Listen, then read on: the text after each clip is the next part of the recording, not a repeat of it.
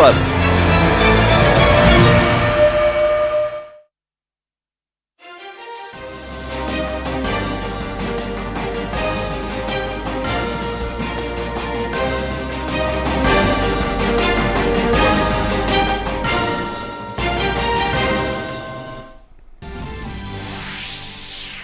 उपराष्ट्रपति जगदीप धनखड़ आज राजस्थान के दौरे पर। पुष्कर में पवित्र ब्रह्मा मंदिर में करेंगे पूजा अर्चना। मेड़ता सिटी में पूर्व केंद्रीय मंत्री नाथूराम मिर्धा की प्रतिमा का करेंगे अनावरण।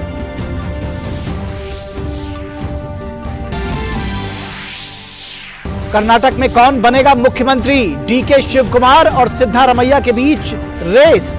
बेंगलुरु में आज बुलाई गई कांग्रेस विधायक दल की बैठक।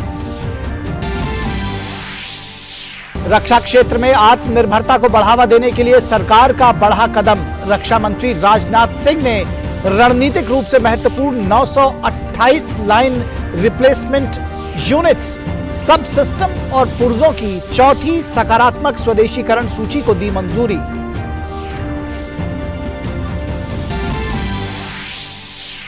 दक्षिण पूर्वी बांग्लादेश के तटीय इलाकों से टकराया चक्रवाती तूफान मोखा। कॉक्स बाजार का हवाई अड्डा एहतियातन बंद किया गया। चट्टोग्राम, सिलहट और बारिसल डिविजन्स में बहुत भारी बारिश की संभावना।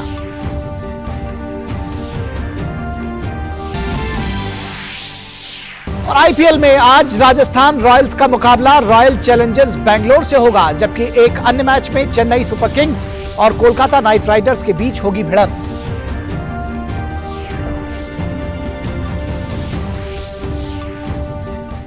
नमस्कार, स्वागत है आपका डीडी न्यूज के इस बुलेटिन में। मैं हूं निखिल सिंह और आइए देखते हैं खबरों को विस्तार से।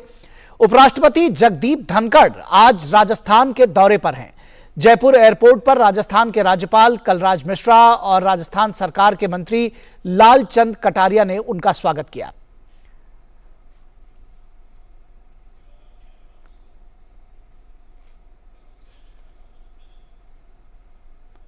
अपनी यात्रा के दौरान उपराष्ट्रपति जगदीप धनखड़ पुष्कर, खरनाल और मेड़ता शहर का दौरा करेंगे। उपराष्ट्रपति पुष्कर के पवित्र ब्रह्मा मंदिर और श्री जट शिव मंदिर में पूजा अर्चना करेंगे। इसके बाद वो प्रख्यात समाज सुधारक और वीर तेजाजी की जन्मस्थली खरनाल, जो कि नागौर जिले में है, वहां भी जाएंगे। उपराष्ट्रपति पूर्व केंद्रीय मंत्री नाथूराम मिर्धा की प्रतिमा का अनावरण करने के लिए मेड़ता सिटी का भी दौरा करेंगे। स्वतंत्रता सेनानी और नागौर के कृषक समुदाय के प्रतिष्ठित नेता नाथूराम मिर्धा लोकसभा के 6 बार सदस्य रहे थे और उन्होंने 1979 से 1980 तक और 1989 से 90 तक केंद्रीय मंत्री के रूप में कार्य किया था। नाथूराम मिर्धा राष्ट्रीय कृषि मूल्य आयोग के अध्यक्ष भी रहे थे। वे 4 बार राजस्थान विधानसभा के सदस्य भी रहे और उन्होंने राजस्थान सरकार में कैबिनेट मंत्री के रूप में भी कार्य किया था।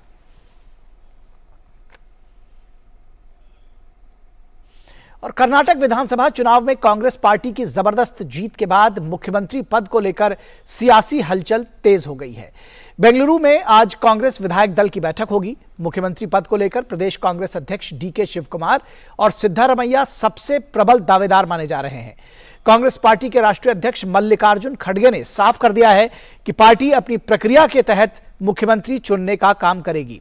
वहीं इससे पहले शनिवार को आए चुनावी नतीजों में कांग्रेस ने स्पष्ट बहुमत हासिल करते हुए 136 सीटों पर जीत दर्ज की।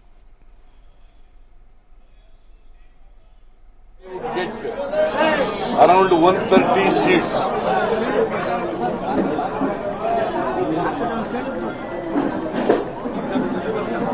That was my assessment of the situation in the state.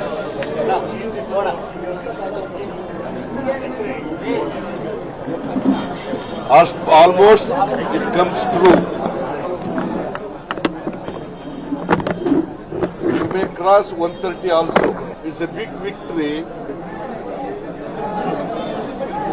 to Congress party.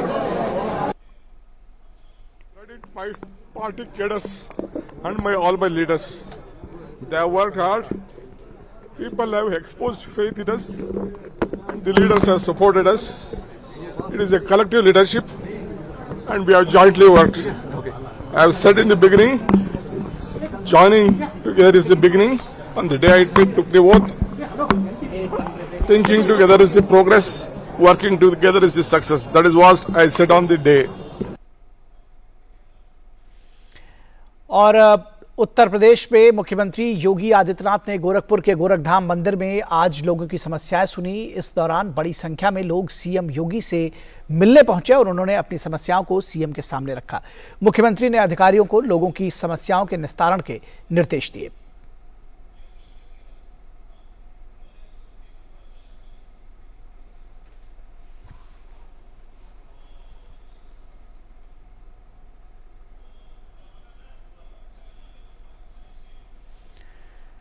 Gorakhpur के दृश्य हैं जहां मुख्यमंत्री योगी आदित्यनाथ ने गोरखनाथ मंदिर में आम लोगों से मुलाकात की और उनकी समस्याएं सुनी।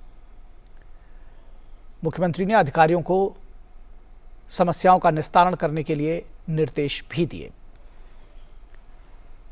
और केंद्र शासित प्रदेश जम्मू कश्मीर स्थित अनंतनाग जिले के कोकरनाग इलाके में आज सवेरे आतंकवादियों और सुरक्षा बलों के बीच मुठभेड़ हुई।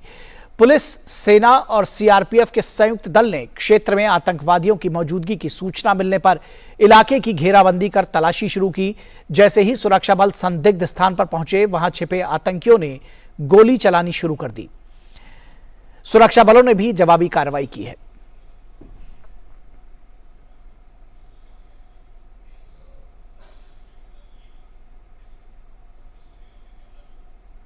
और G20 संस्कृति कार्य समूह की दूसरी बैठक आज से ओडिशा के भुवनेश्वर में शुरू होगी, जो कि 17 मई तक चलेगी।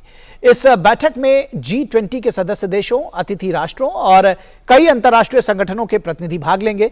बैठक में ठोस कार्रवाई उन्मुख सिफारिशों की दिशा में गंभीरता से प्रयास करने के क्रम में सांस्कृतिक क्षेत्र के मुद्दों पर चर्चा होगी। संस्कृति कार्य समूह की बैठकें मुख्य रूप से भारत की G20 अध्यक्षता में संस्कृति ट्रैक के तहत 4 प्राथमिकता वाले क्षेत्रों पर केंद्रित है। 4 प्राथमिकता वाले क्षेत्र हैं: सांस्कृतिक संपदा का संरक्षण और पुनर्स्थापन, सतत भविष्य के लिए सजीव विरासत का उपयोग, सांस्कृतिक व रचनात्मक उद्योगों तथा रचनात्मक अर्थव्यवस्था को बढ़ावा देना तथा संस्कृति के संरक्षण एवं संवर्धन के लिए डिजिटल तकनीकों का लाभ उठाना। पद्मश्री पुरस्कार विजेता सुदर्शन पटनायक द्वारा ओडिशा के पुरी बीच पर एक उत्कृष्ट रेत कला प्रदर्शनी बनाई जा रही है। प्रदर्शनी का विषय है संस्कृति सभी को एक सूत्र से जोड़ती है। इसका उद्घाटन केंद्रीय संस्कृति मंत्री जी किशन रेड्डी तथा केंद्रीय संस्कृति और संसदीय कार्य राज्य मंत्री अर्जुन राम मेघवाल करेंगे। वहीं प्रतिनिधियों की यात्रा के दौरान उनके सांस्कृतिक अनुभवों के लिए विभिन्न कार्यक्रम तैयार किए गए हैं।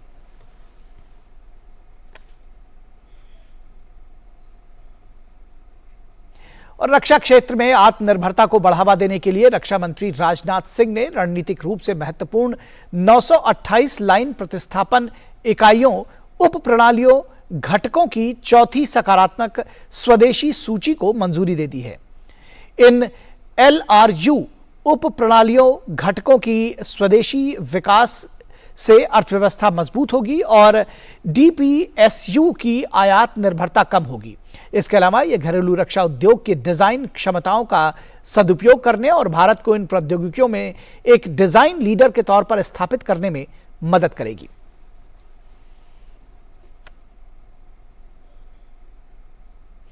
और ICSE के कक्षा 10वीं के परिणाम आज घोषित किए जाएंगे। वहीं ICSE के कक्षा 12वीं के नतीजे भी आज जारी होंगे।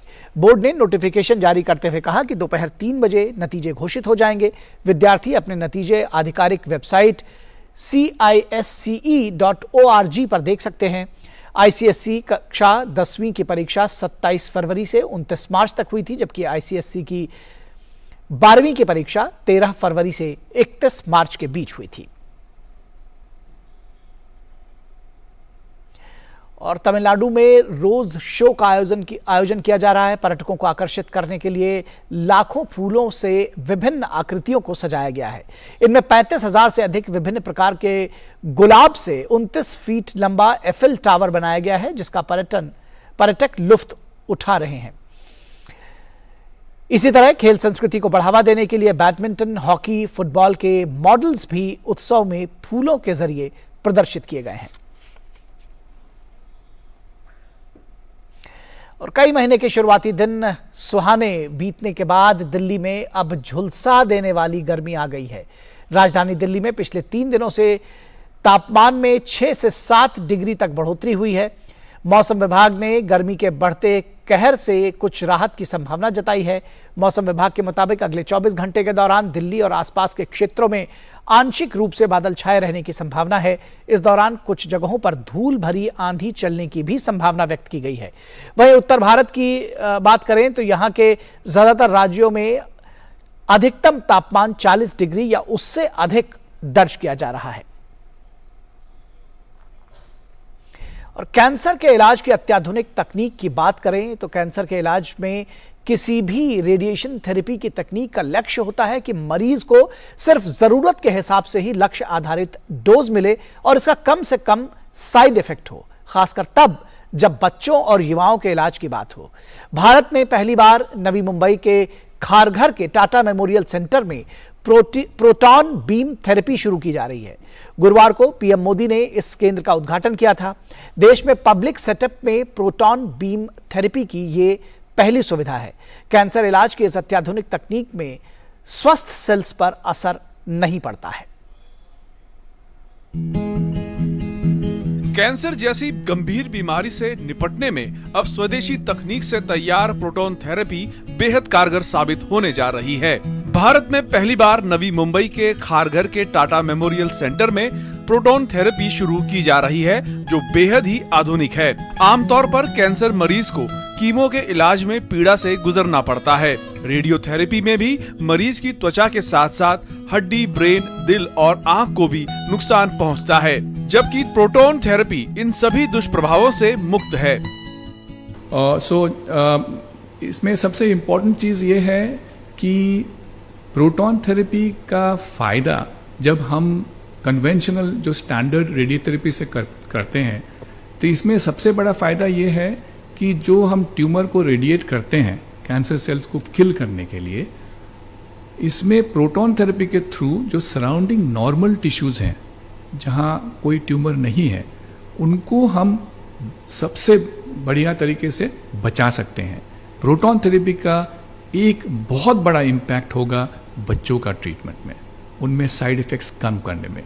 बच्चों के सिवाय बाकी और भी जगह हैं जहाँ पे प्रोटॉन थेरेपी का बहुत ज़्यादा फायदा है। प्रोटॉन थेरेपी दुनिया की सबसे उन्नत विकिरण चिकित्सा उपचार सुविधा मानी जाती है। प्रोटॉन थेरेपी प्रोटॉन बीम के जरिए काम करती है। प्रोटॉन बीम को मरीज के कैंसर वाली जगह पर भेजा जाता है और कैंसर को खत्म किया जाता है। खास बात यह है कि प्रोटॉन थेरेपी मशीन 360 डिग्री पर घूम सकती है और अलग अलग एंगल से बॉडी में कैंसर पर हमला कर सकती है, जिसकी वजह से बाहर बॉडी पर उसका अधिक असर नहीं पड़ता। साथ ही ये सुविधा गरीबों को निशुल्क दी जाएगी। निशुल्क सुविधा के लिए प्रोटॉन थेरेपी सेंटर में अलग से रूम दिया गया है। और अगर आप प्राइस कंपैरिजन करें, अगर मैंने एक पेशेंट को आज अमेरिका में भेजा और वहाँ अगर मैंने एक पेशेंट का ट्रीटमेंट किया, उसका कॉस्ट अभी करीब 150 to 200,000 US डॉलर्स होता है एक पेशेंट के ट्रीटमेंट के लिए। हमारे जो 1000 पेशेंट हम ट्रीट करेंगे साल का, उसमें से करीब 40 से 50% पेशेंट्स हम लोग कम्प्लीटली फ्री ऑफ कॉस्ट करेंगे। एंड स्पेशली इसमें इम्पोर्टेंस हम देंगे जो चिल्ड्रन हैं। सो हमारा ये एफर्ट होगा कि करीब 40 to 50% ऑफ पेशेंट्स हम लोग कम्प्लीटली फ्री ऑफ कॉस्ट करेंगे। पूरी दुनिया में प्रोटॉन थेरेपी केंद्र सिर्फ 20 देशों में उपलब्ध हैं।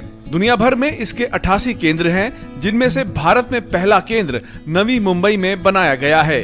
इस प्रोटॉन थेरेपी मशीन से ऐसे कैंसर को भी ठीक किया जा सकता है जो बाकियों में मुमकिन नहीं है। खास बात यह है कि इस मशीन में 20% उपकरण स्वदेशी हैं और इसे भारत में ही बनाया गया है। इसके आने से हर साल 1000 कैंसर मरीजों का इलाज प्रोटॉन थेरेपी से हो सकेगा। जल्द ही proton therapy machine AIIMS Jhajjar में भी लगेगी। देश भर में हर साल 50,000 बच्चे कैंसर से पीड़ित होते हैं। ऐसे मरीजों का इलाज इस तकनीक से मुमकिन हो सकेगा। आने वाले दिनों में भारत न केवल अपनी जरूरतों को पूरा करेगा, बल्कि दूसरे देशों में इस तकनीक को निर्यात भी कर सकेगा। मुंबई से शिशिर सेलार के साथ नितेंद्र सिंह, डीडी न्यूज, दिल्ली। और प्रोटॉन बीम थेरेपी कैसे कैंसर के मरीजों को फायदा पहुंचाती है, इस मुद्दे पर टाटा सेंटर के डॉक्टर सिद्धार्थ लश्कर से बात की हमारे संवाददाता शिशिर सेलार ने।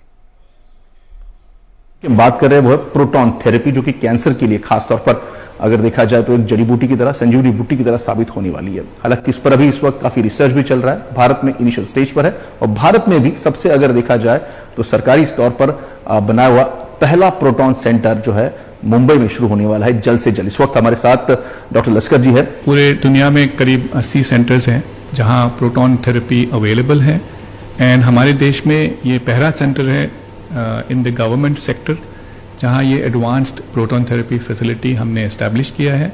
और जैसे कि आपने सुना उस दिन हमारे माननीय प्रधानमंत्री जी ने ये सेंटर कंट्री को डेडिकेट किया है। सो हमारे यहाँ हम ओनली सर्विस ही नहीं लेकिन साथ साथ में हम रिसर्च भी करेंगे कि किस पेशेंट्स में, किन पेशेंट्स में ये सबसे ज़्यादा फायदा होने वाला है। ये हमारा जो फंडिंग हुआ है इस इक्विपमेंट के लिए ये government of India department of atomic energy के थ्रू हुआ है। और इस सेंटर में जब हम ट्रीटमेंट फुल्ली चालू करेंगे तो करीब 1000 पेशेंट हम एक साल में ट्रीटमेंट करने का प्लान कर रहे हैं। हमारा यहाँ प्लान ये है कि हमारे जो 1000 पेशेंट हम ट्रीट करेंगे साल का, उसमें से करीब 40 से 50% पेशेंट्स हम लोग कंप्लीटली फ्री ऑफ कॉस्ट करेंगे।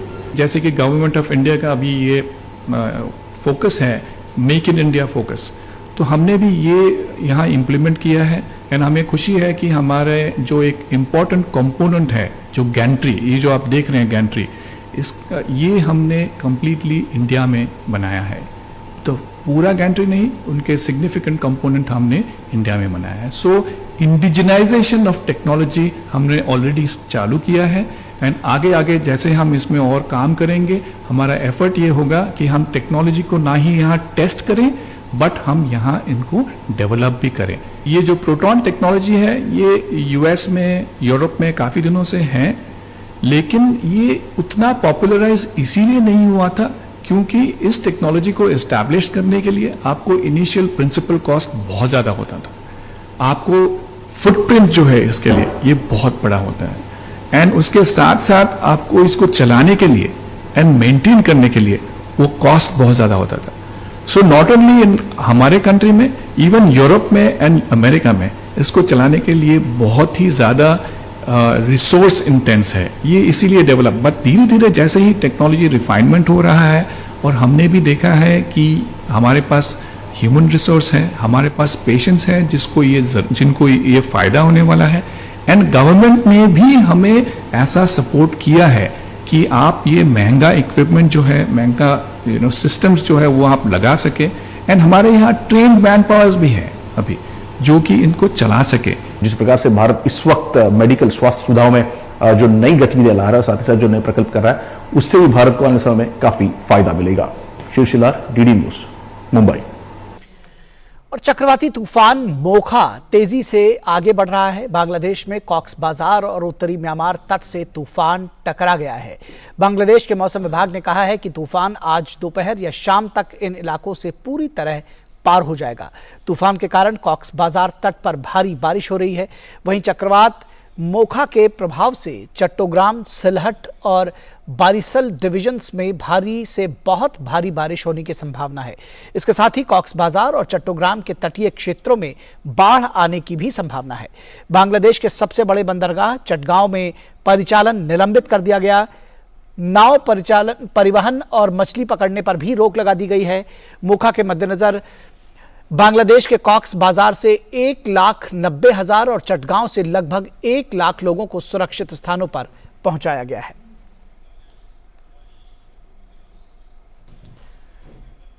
और अब मोखा पर बात करने के लिए हमारे साथ हमारे संवाददाता राजेश झा ढाका से जुड़ रहे हैं। राजेश, आपसे समझना चाहेंगे अभी क्या ताजा अपडेट देंगे, क्योंकि बताया जा रहा है, मौसम विभाग कह रहा है कि ये तूफान जो है वो पहुंच चुका है।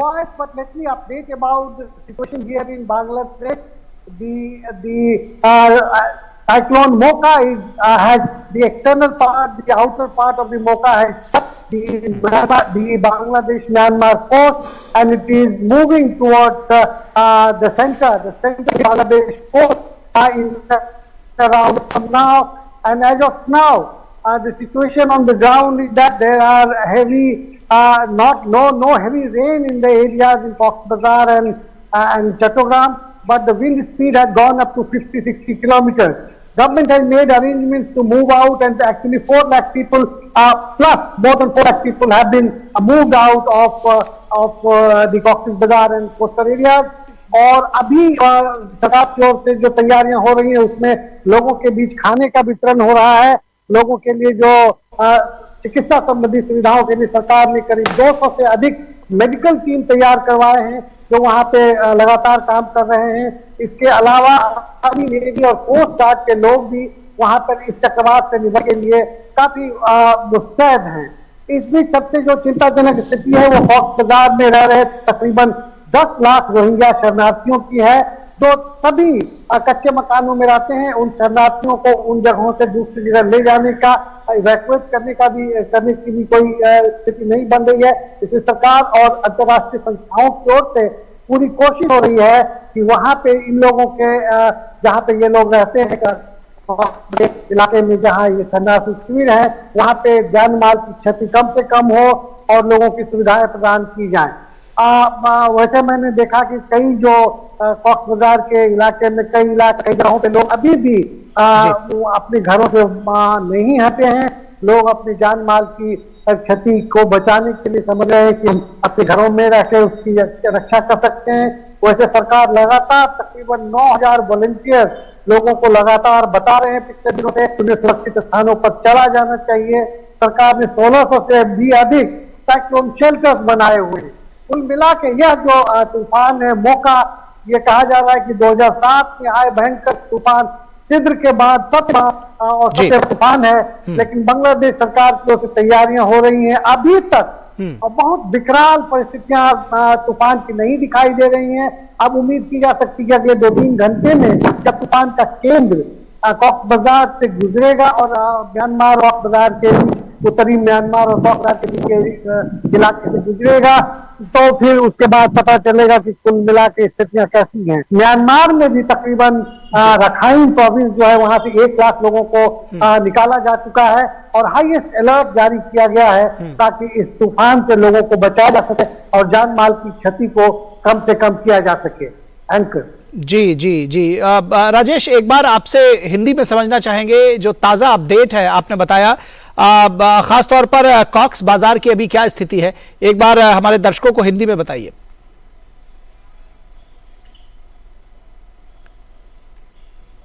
मैं आपकी आवाज नहीं सुन पा रहा हूं। जी, मैं ताजा अपडेट जानना चाहता हूं एक बार फिर से हमारे जो दर्शक हैं, जो जिनको हिंदी बेहतर ढंग से समझ में आती है, उनके लिए।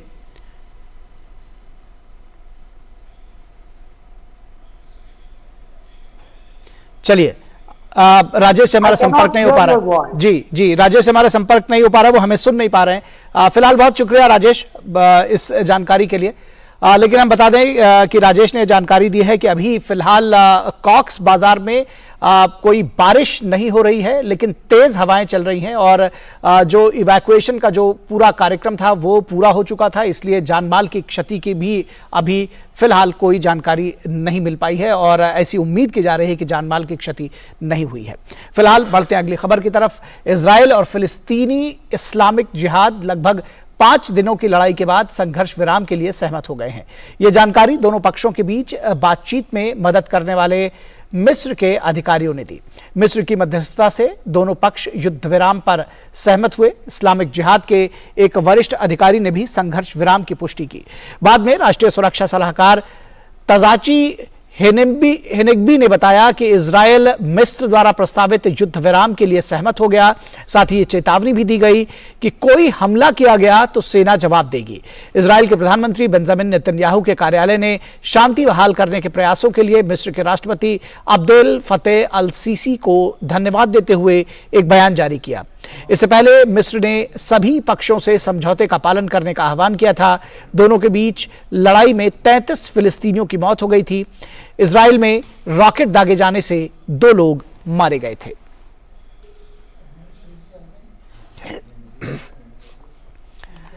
और तुर्की में आज राष्ट्रपति पद के लिए चुनाव होगा।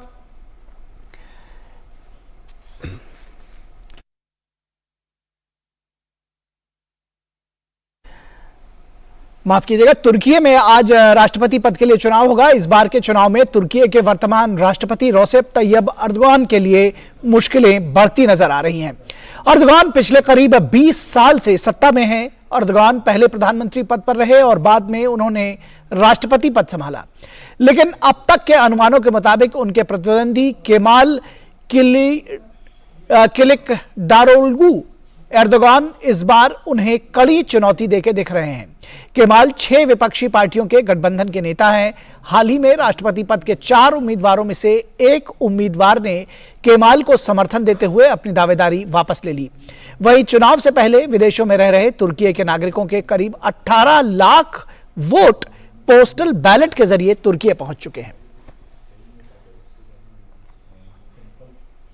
और थाईलैंड में भी आज आम चुनाव के लिए मतदान शुरू हो गया है। चुनाव में 5 करोड़ से अधिक मतदाता अपने मताधिकार का प्रयोग करेंगे। मुख्य मुकाबला फ्यू थाई पार्टी और प्रोग्रेसिव मूव फॉरवर्ड के बीच है। प्रधानमंत्री पद की रेस में विपक्षी दल फ्यू थाई की उम्मीदवार पेरतोर्नगर्त शिववात्रा का दावा सबसे मजबूत माना जा रहा है। ओपिनियन पोल के अनुसार 500 सदस्यों वाली संसद के शिववात्रा की पार्टी को सबसे ज्यादा सीटें मिलेंगी। साल 2014 में सैन्य तख्तापलट के बाद ये दूसरा मतदान है। चुनाव में अर्थव्यवस्था का संकट सबसे बड़ा मुद्दा है। सभी दलों ने जनता का समर्थन हासिल करने के लिए कई वायदे किए हैं, जिसमें सत्ताधारी दल ने मासिक भत्ता बढ़ाने का वादा किया है। वहीं चुनाव आयोग ने 70% से अधिक मतदान होने की संभावना जताई है।